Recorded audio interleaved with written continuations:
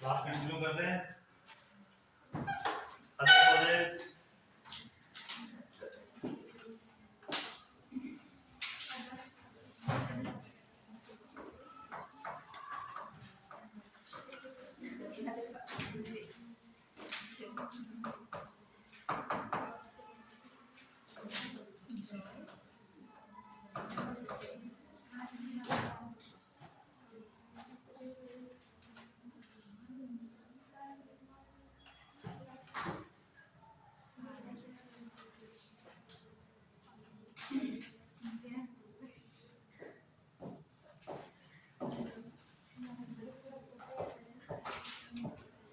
Maternal as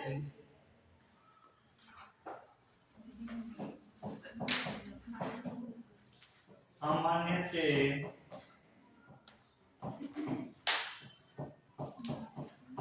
अधिक होना। अगर कारण में पहला कारण है मैटरनल माता की एज सामान्य से अधिक होना।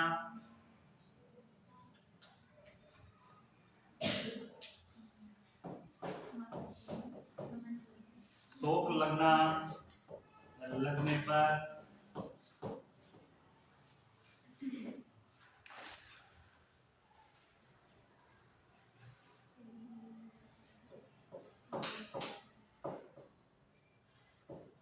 अस्थानी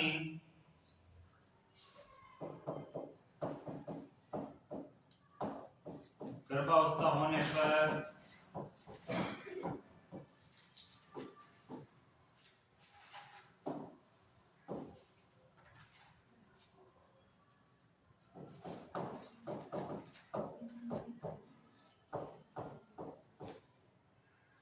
ट्विंस प्रेगनेंसी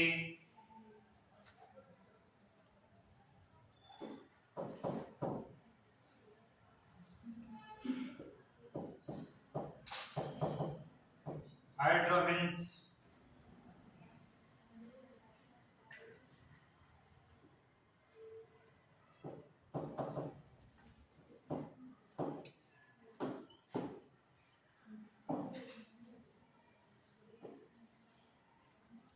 हाइड्रोविंस के दो डिसऑर्डर होते हैं।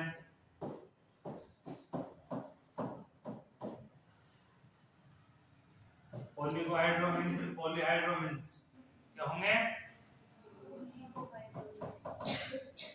ओलिगो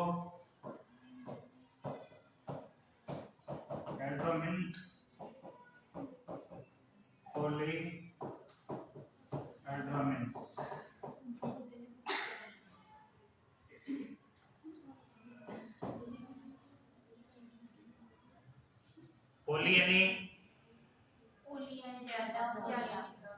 पोली यानी ज्यादा, पोली यानी अरे बोलो ना।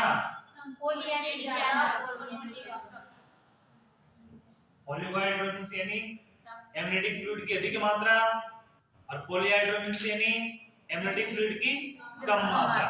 हाइड्रोविंस किसके लिए पढ़ रहे हैं अपन? एमनियोटिक फ्लूइड के लिए। माता के गर्भ में क्या होता है? एमनियोटिक फ्लूइड प्रेजेंट होता है। क्या काम करता है? बच्चे को प्रोटेक्ट करने का काम करता है। नॉर्मल मिनिमम यही काम होता है। दूसरा देखना, इसकी अधिक मात्रा है तो उसको क्या बोलेंगे? ओलिगोहाइड्रोविंस। और इसकी सामान्य से कम मात्रा है तो क्या कहलाएगा? पॉलीहाइड्रोविंस। इनकी वजह से भी क्या हो जाता है? गर्भपात हो जाता है।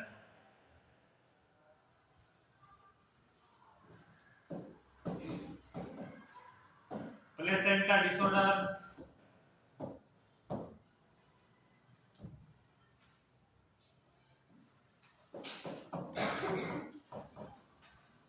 प्लेसेंटा डिसऑर्डर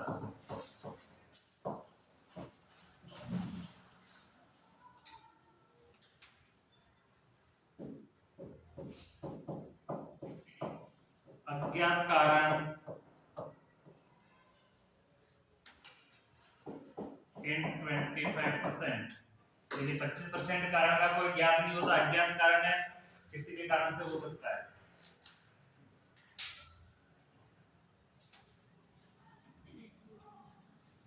लास्ट है PROM,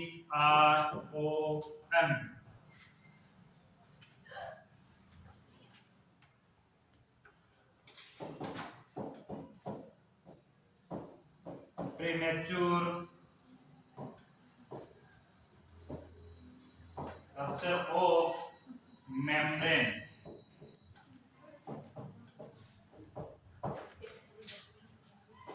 premature rupture of membrane, परिपक्व होने से पहले क्या होगी, वो मेम्ब्रेन टूट गई, रप्चर यानी फटना,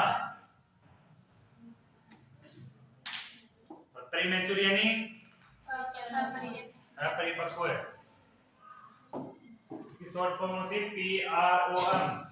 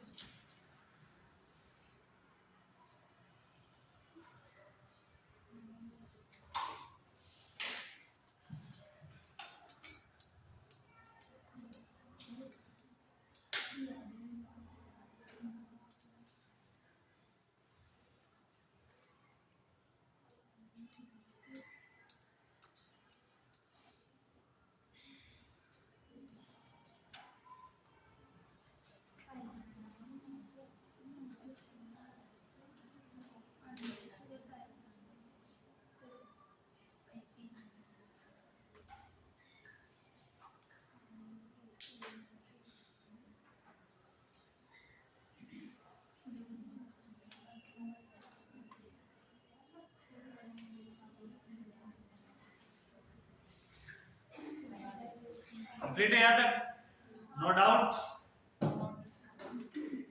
क्लियर, ठीक है। अगली हेडिंग लगाओ, मेन हेडिंग है threatened abortion,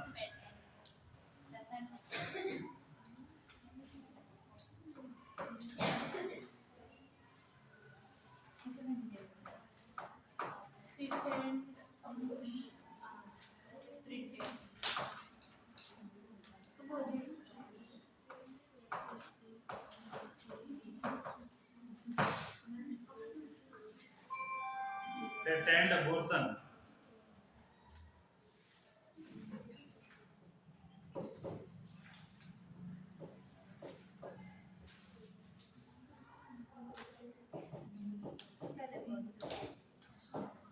threatened abortion,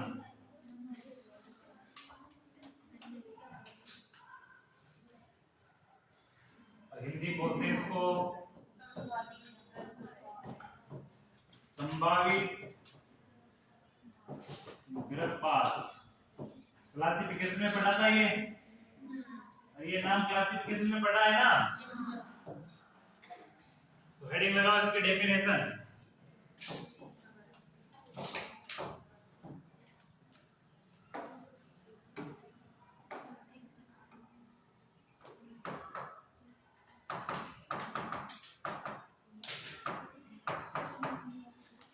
definition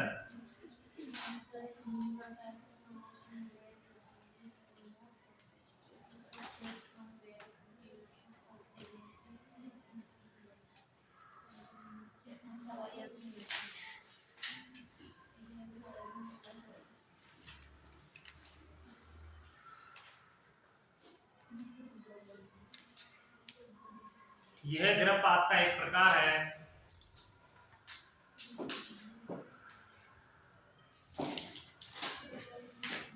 यह अबॉर्शन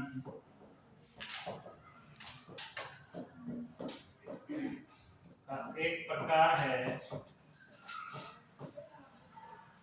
यह अबॉर्शन का एक प्रकार है जिसमें स्थिति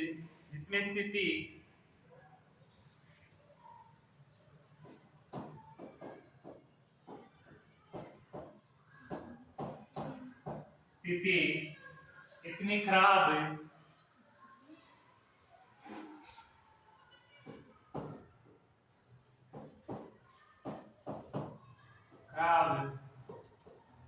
नहीं होती है,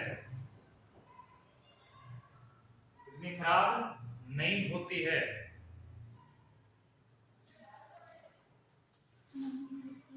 कि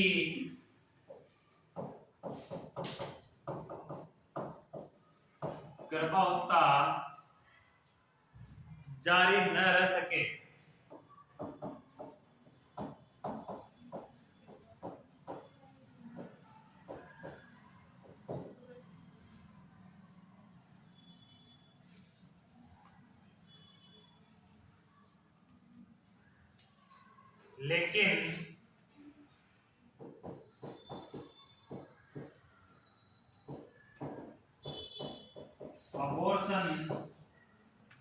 लेकिन अबॉर्शन आरंभ हो चुका होता है।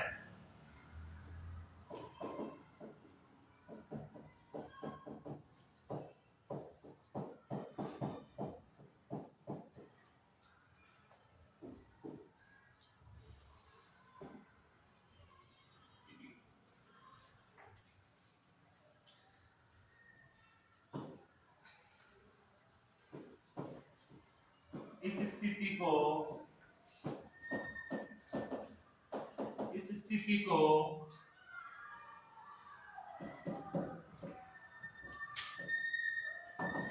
प्रेग्नेंट अबॉर्शन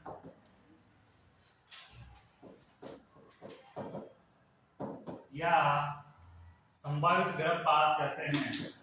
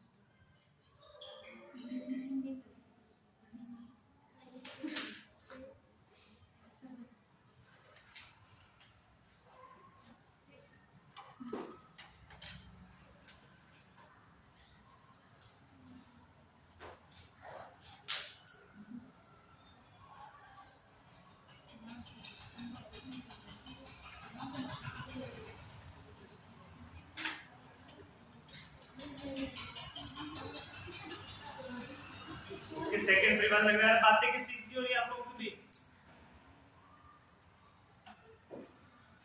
अथवा लगा के सेकंड डेफिनेशन लिखना इसकी।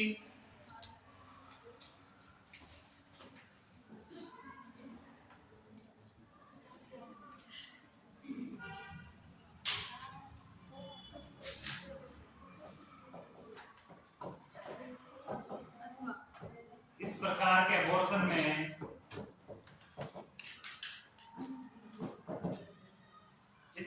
अबॉर्शन में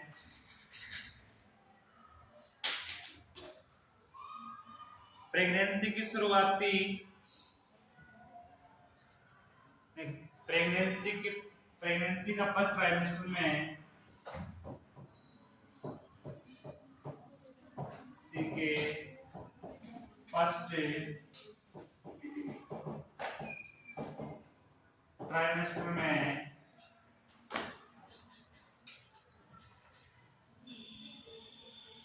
होने वाली स्थिति है।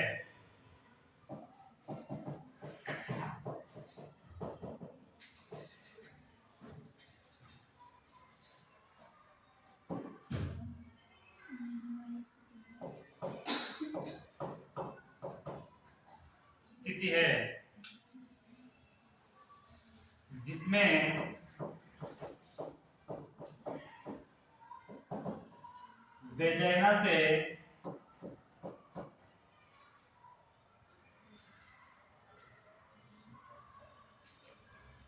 वेजाइना से हल्का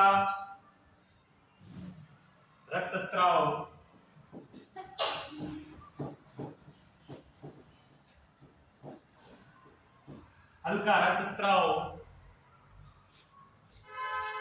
एवं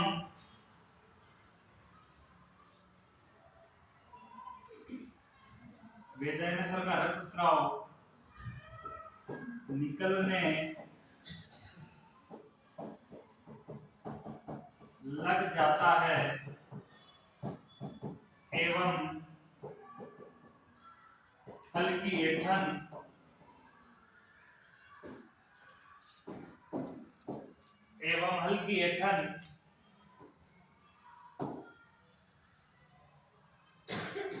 व दर्द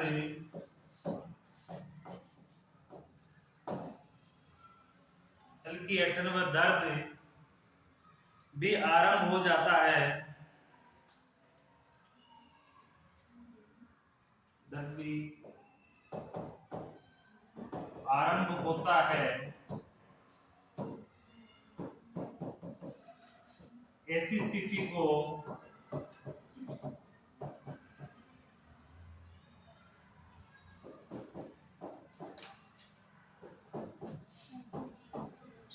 अबॉर्शन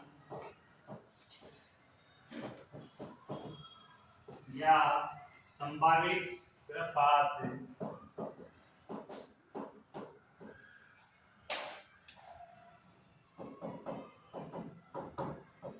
कहते हैं।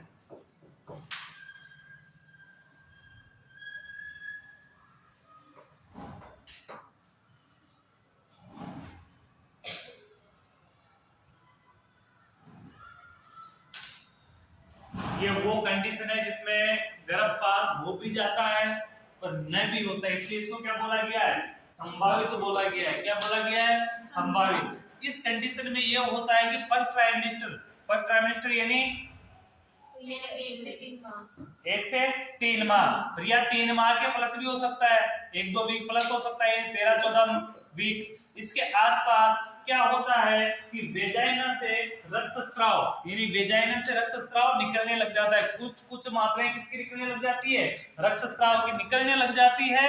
और ये कंडीशन जिसमें हल्का दर्द और हल्की ऐंठन भी अनुभव होने लग जाती है, इस कंडीशन को क्या बोलते हैं? संभावित गर्भपात बोलते हैं। इसमें ऊपर वाली लाइन में आपने लिखा हुआ है कि इस अबॉर्शन की ये प्रकार है जिसमें स्थिति इतनी खराब नहीं होती, इसमें स्थिति इतनी खराब नहीं होती, ज्यादा कॉम्प्लिकेटेड कंडीशन नहीं होती है, गर्भावस्था जारी न रह सके लेकिन अबॉर्शन आरंभ हो चुका हो, इस स्थिति को क्या बोलते हैं? संभावित गर्भपात। इसमें इतनी खराब स्थिति भी नहीं है जिसमें गर्भपात जारी न रह सके, यानी कि प्रेगनेंसी कंप्लीट ना हो सके। कहने का सीधा सीधा क्या है?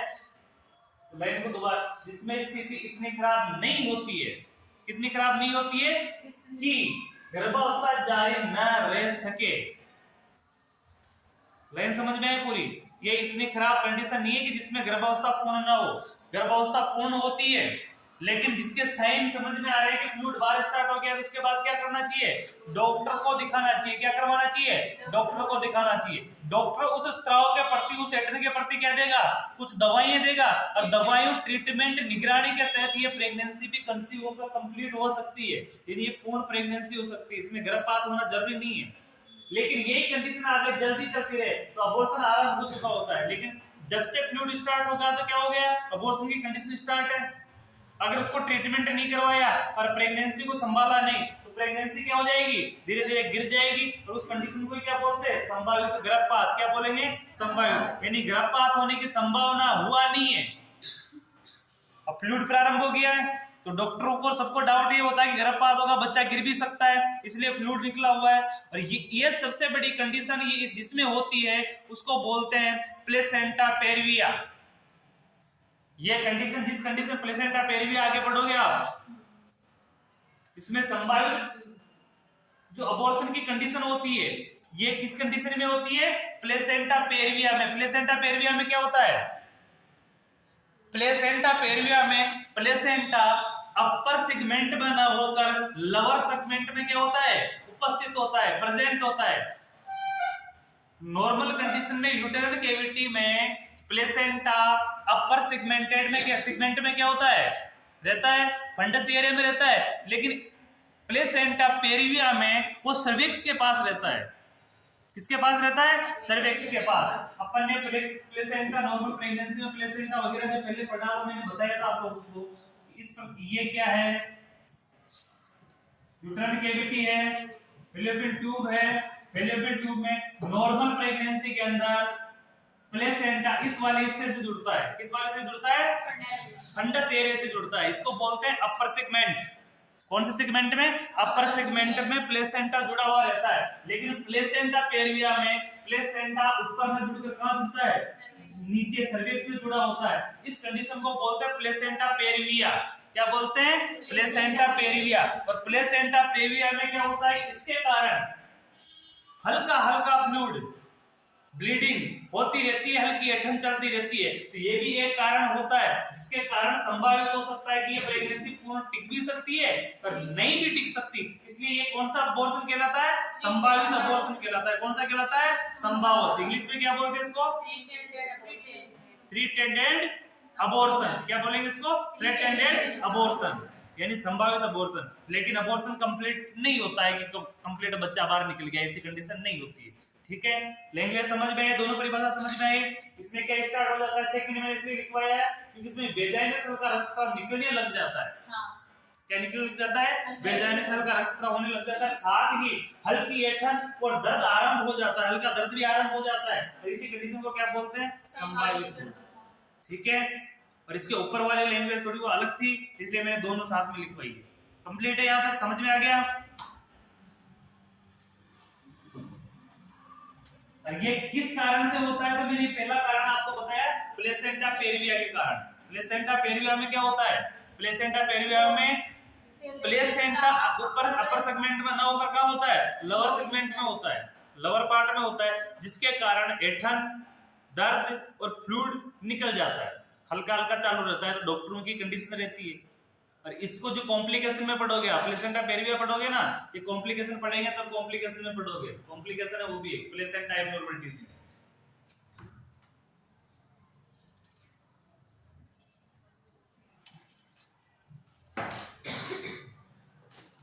हेडिंग लगाओ।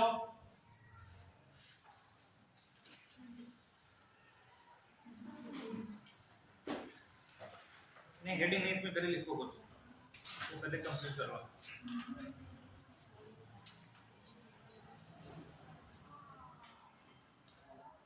इस प्रकार के गर्भपात में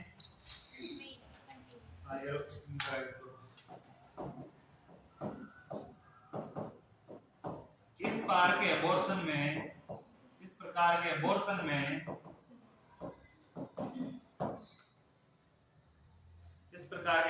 में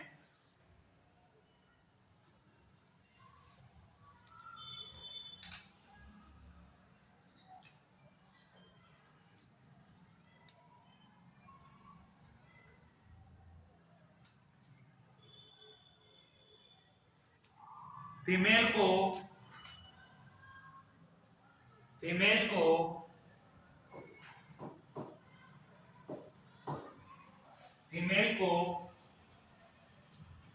उचित देखभाल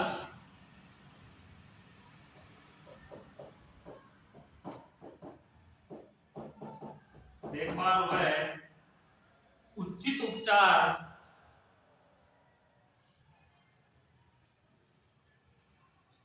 फीमेल को उचित देखभाल एवं उचित उपचार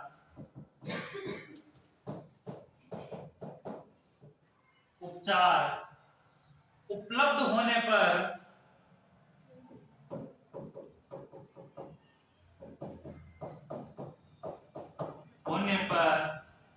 प्रेगनेंसी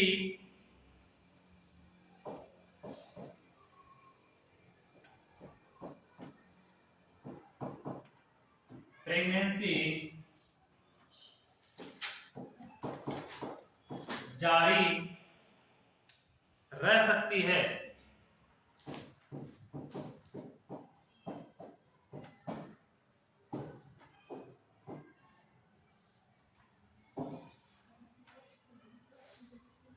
इस प्रकार के अबॉर्शन में फीमेल को उचित देखभाल और उचित उपचार उपलब्ध हो तो क्या हो सकता है? प्रेगनेंसी को कंटिन्यू कर सकते हैं।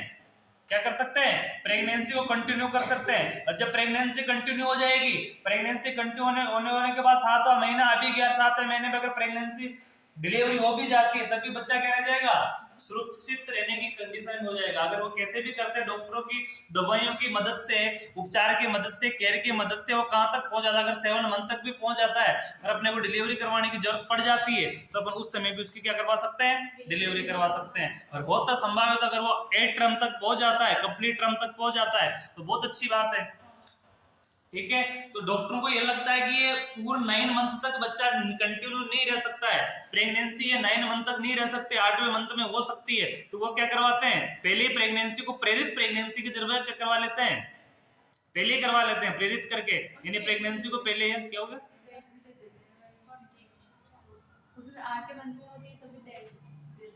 डेट, वो तो डेट वेट तो दे ही देते हैं ना, लेकिन ऐसी कंडीशन हो कि जिसके अंदर बच्चा पूर्ण 9 मंथ तक कंप्लीट नहीं रह सकता गर्भ के अंदर, तो उसको प्रेरित प्रेगनेंसी डिलीवरी के जरिए, यानी उसको इंजेक्शनों द्वारा ऑक्सीटोसिन प्रेरित करवाकर उसकी डिलीवरी कभी करवा दी जाती है, 7th मंथ में ही करवा दी जाती है। 8वें महीने में हो जाती है डिलीवरी, का कोई ऐसा कारण नहीं होता है, प्रेगनेंसी 8वें महीने में क्लियर हो जाती है, डिलीवरी 8वें महीने में हो जाती है, लेकिन कंडीशन ये होती है कि 8वें महीने में बच्चे की जीने की कगार थोड़ी कम मानी जाती है, उसके कारण कम माने जाते हैं, तो इसीलिए उसको 7 मंथ में ही कंप्लीट करवा ली जाती है। और कुछ अगर बच्चा सेफ हो तो 8वें महीने में हो सकती है प्रेगनेंसी, 7 महीने के बाद कभी भी हो सकती है, और 9th में तो होती है, 9वें महीने में तो होती है। ठीक है, आगे लिखना, हेडिंग लगाना है इसमें, क्लिनिकल मैनिफेस्टेशन।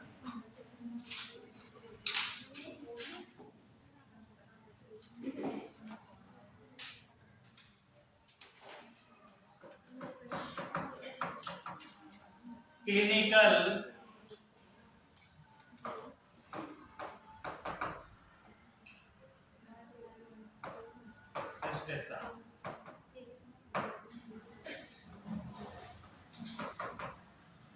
क्लिनिकल मैनिफेस्टेशन, इसको सीधी सीधी भाषा में क्या बोल सकते हैं अपन,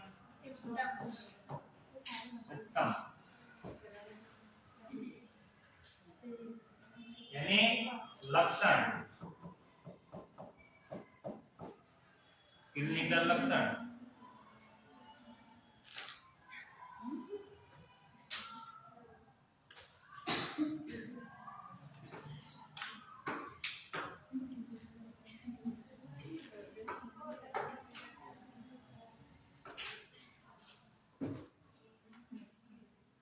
इसमें लिखना पहला, वेजाइनल ब्लीडिंग,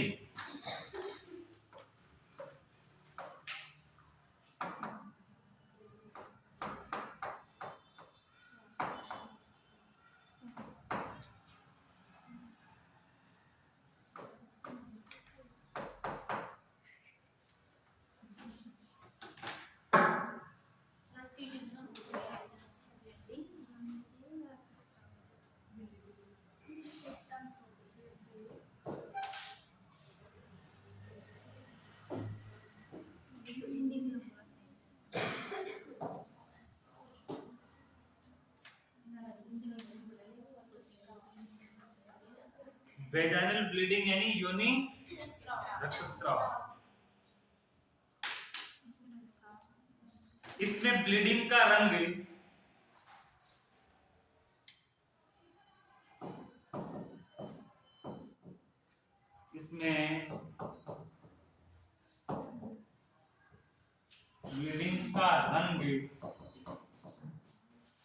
ब्लीडिंग का रंग चमकीला, ब्राइट रेड, चमकीला लाल, ब्राइट रेड होता है।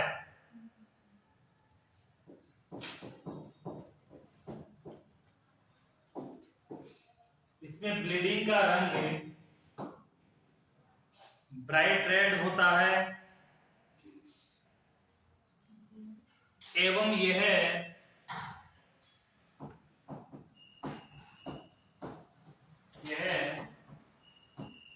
मात्रा में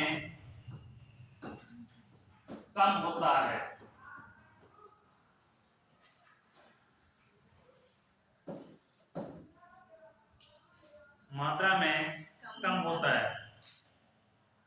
यह पेनलेस होता है,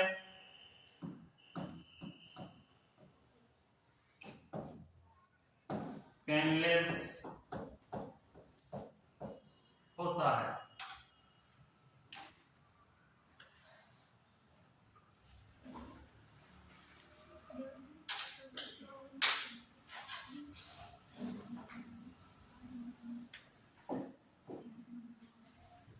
second,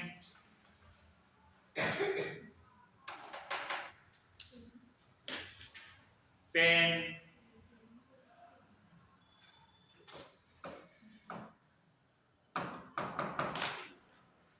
pen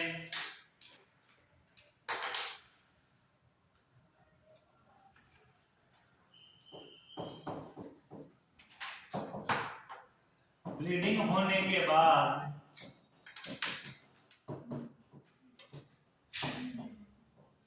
female lower abdominal डोमिनल में पेन अनुभव करती है।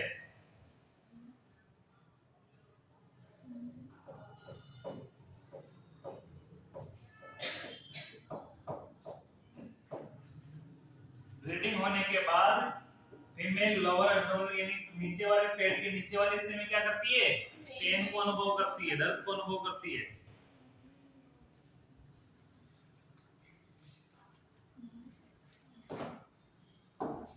इसके अलावा अगली कंडीशन होती है बेकेज।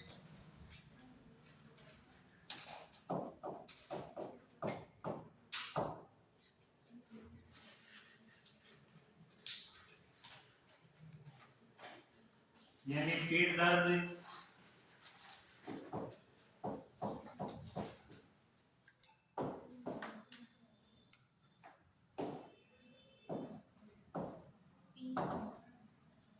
इंटरनल ओआस क्लोज्ड रहता है।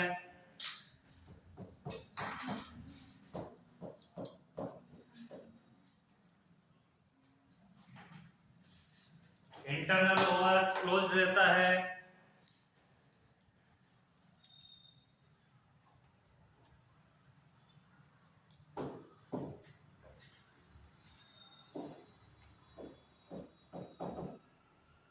यूटेरस एवं सर्विक्स सॉफ्ट महसूस होता है, सॉफ्ट फील होता है।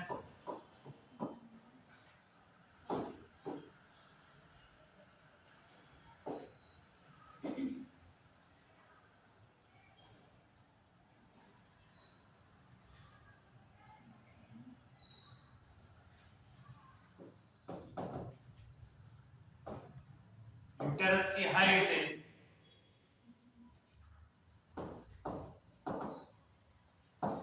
यूटेरस की हाइट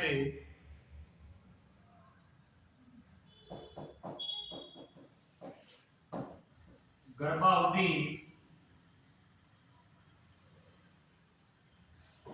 के समानुपात में ही होती है। यानी यूटेरस की जो हाइट है ना, वो जैसे नॉर्मल प्रेगनेंसी होती है उसी प्रकार वो बढ़ेगी, उसको ब्लीडिंग से कोई फर्क नहीं पड़ता है।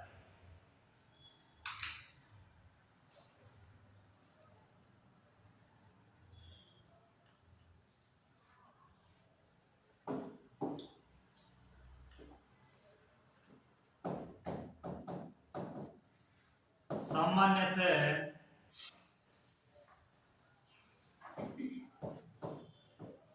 फीमेल के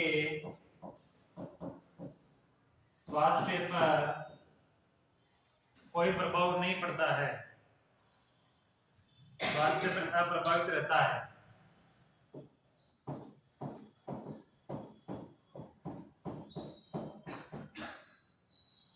सामान्यतः फीमेल के स्वास्थ्य पर अप्रभावित रहता है। ये कंडीशन फीमेल के स्वास्थ्य में कोई विशेष यानी ब्लीडिंग हो रही है, इससे उसके स्वास्थ्य में कोई फर्क नहीं पड़ेगा।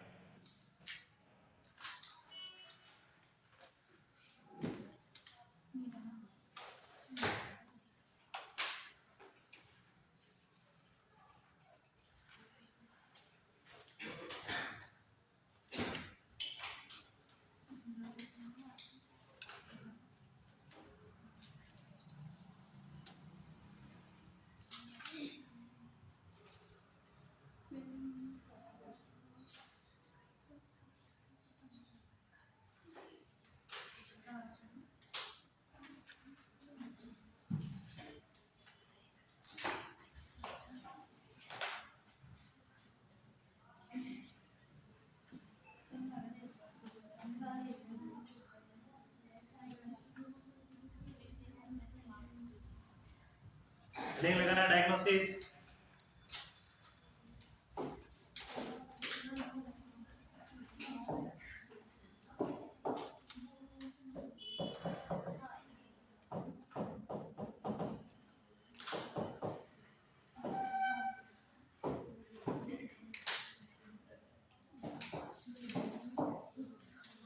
अरे बातें नहीं, बोर्ड की तरफ देखो। आपको तो मैं पूरा बोर्ड में लिख रहा हूँ, किताबें क्या खोल के बैठे हो?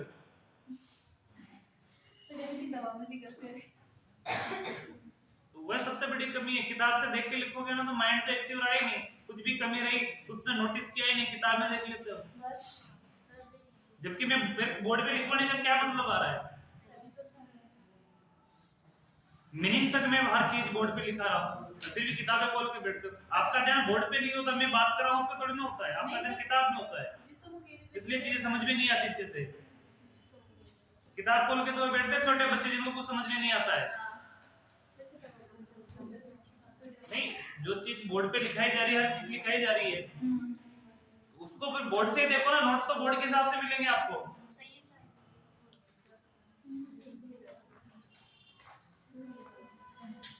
डायग्नोसिस में सबसे पहले देखो ब्लड एग्जामिनेशन।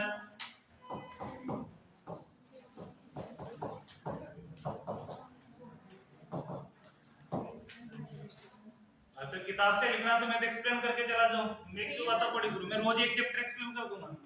ये घर पे लिख के लिए कि सर इनको बोल दो ये नकल करके लिया ना आपका, कोई दिक्कत नहीं। सही है सर करा।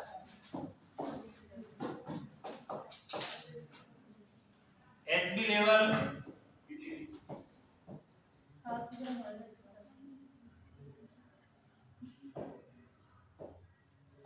आरबीसी काउंट या आरबीसी वॉल्यूम,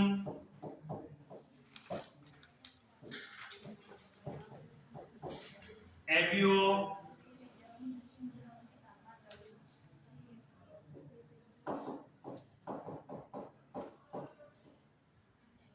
असंगतता,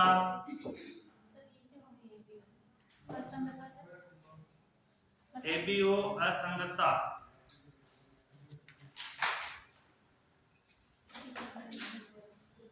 ये एक ब्लड ग्रुप सिस्टम है, एक ब्लड ग्रुप की जांच होती है। A B O blood group नहीं होता क्या? तो उसकी असंगतता की जांच है।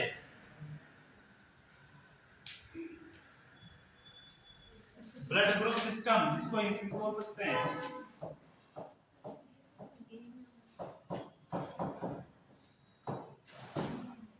Blood group system.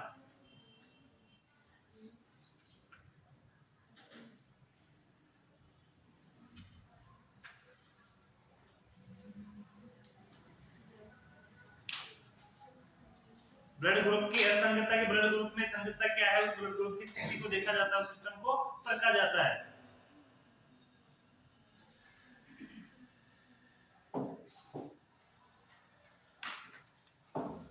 ये तो ब्लड के अंदर किया जाएगा। इसके बाद urine examination.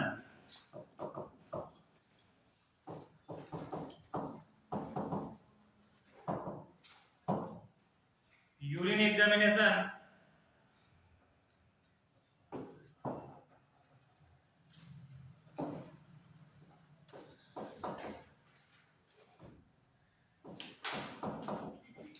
Ultrasonography,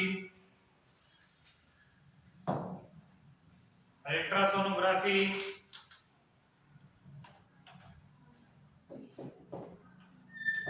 serum HCG level test,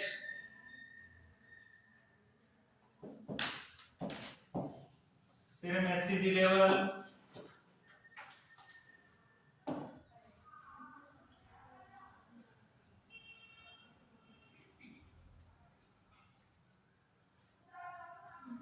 serum HCG level का नॉर्मल काउंटिंग होती है 25 किलोमीटर प्रति ml, इससे अधिक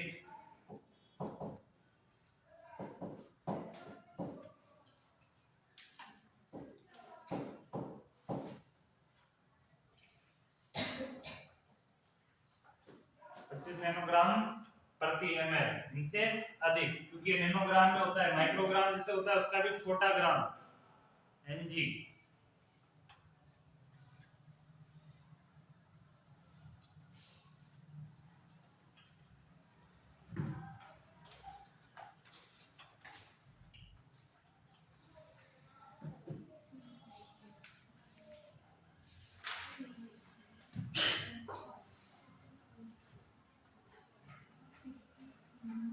मैनेजमेंट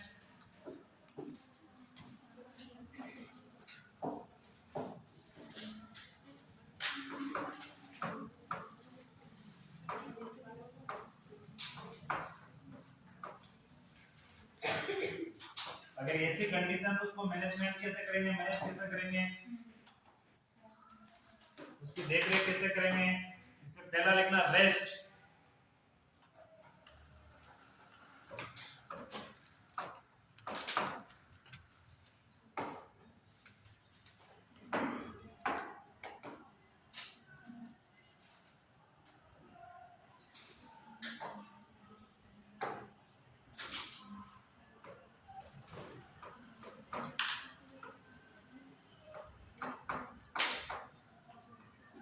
रेस्ट यानी आराम।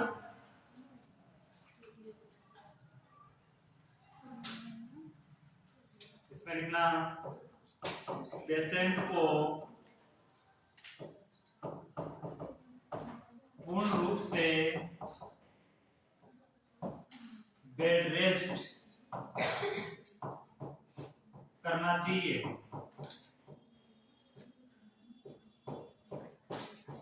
पेशेंट की शॉर्ट फॉर्म पीटी होता है, तो लिख सकते हो पेशेंट को पूर्ण रूप से बेड रेस्ट करना चाहिए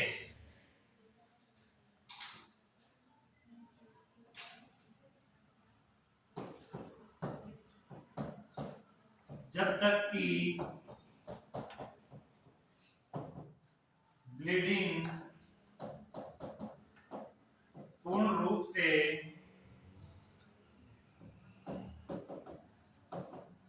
बंद न हो जाए।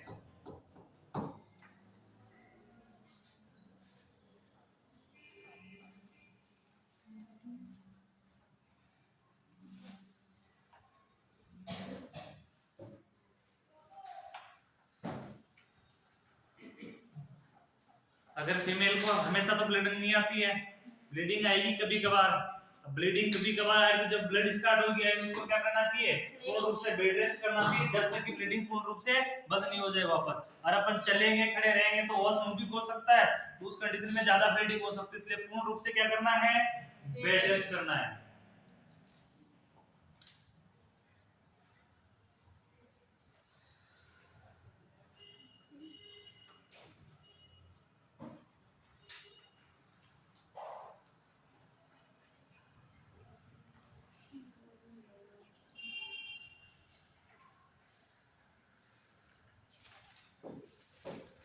पेशेंट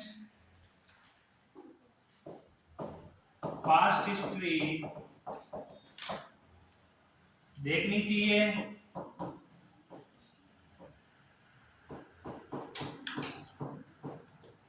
कौन सी हिस्ट्री देखनी चाहिए, पेशेंट की पास्ट हिस्ट्री, यानी पेशेंट को पहले भी कोई अबॉर्शन हुआ है, पहले भी कोई ऐसी कंडीशन, पहले प्रेग्नेंट हुई है, N2A नहीं हुई है, पर प्रेग्नेंट हुई है तो पहले ये कंडीशन थी, पास्ट हिस्ट्री देखना है।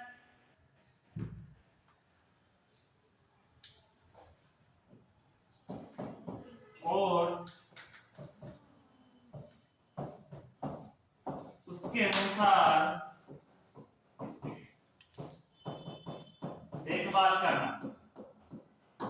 अगर ये अपने को पता है कि पेशेंट की पास्ट हिस्ट्री में भी ऐसी कंडीशन हुई है तो उस समय इसका क्या निदान किया गया था, क्या ट्रीटमेंट अपनाया गया था, क्या चीजें की गई, तो उस चीज पे क्या करें, उसके अनुसार ही देख रेख करें, उस चीज को फॉलो करें।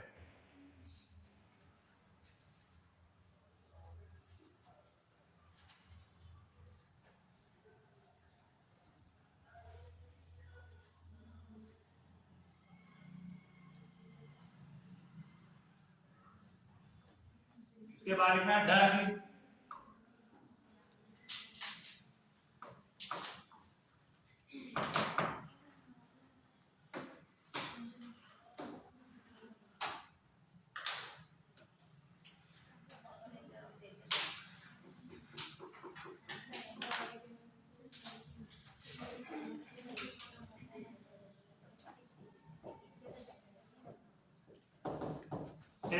ड्रग का उपयोग करना,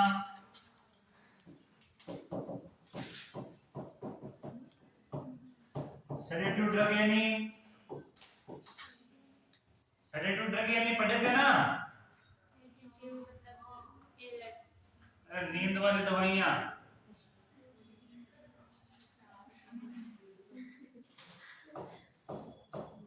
फेनोबारबिटॉन, फेनोबारबिटॉन 3 mg,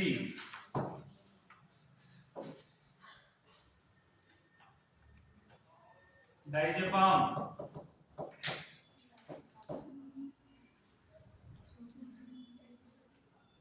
5 mg,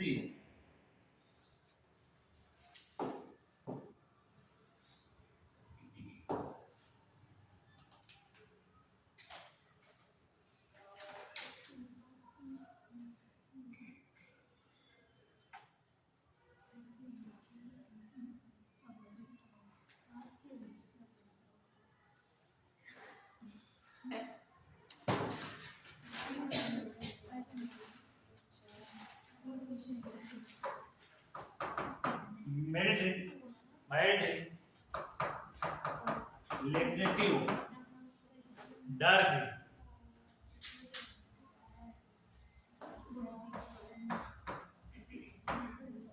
यानी कॉन्स्टिपेशन को खत्म करने वाली दवाइयां,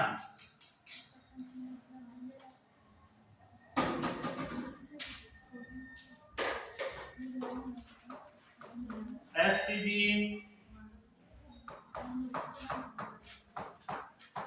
हार्मोन्स,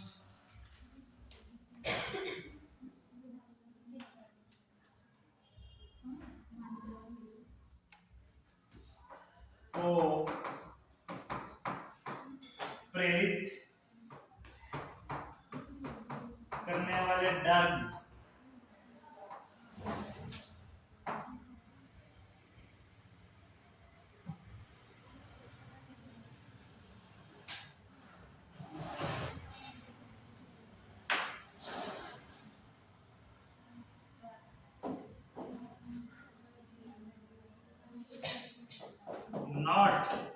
नॉट लिखा के लिखना इसमें,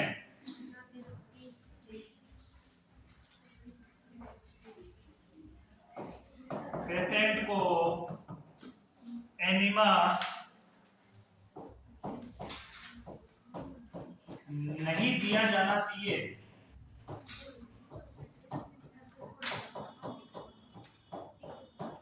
पेशेंट को एनिमा नहीं दिया जाना चाहिए। एनिमा क्या होता है? स्टूल को सॉफ्ट करने के लिए एनस में दी जाने वाली दवाई है। एक सॉल्यूशन होता है, घोल होता है, इसको डायरेक्ट कहां पहुंचाया जाता है? एनस के अंदर रेक्टम में पहुंचाया जाता है तो पास आउट करवाने के लिए। इस कंडीशन के अंदर, ऐसी कंडीशन के अंदर पेशेंट को एनिमा नहीं दिया जाना चाहिए।